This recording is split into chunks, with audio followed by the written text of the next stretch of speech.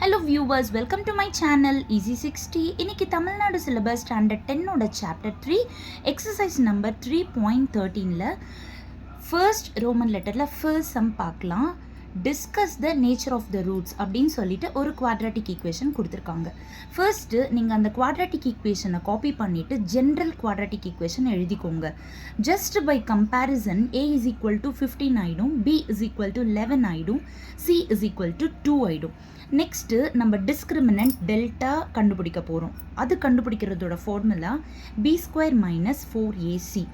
So பிக்கு பதிலாக 11 the whole square minus 4 into a வந்துட்டு 15 into c வந்துட்டு 2.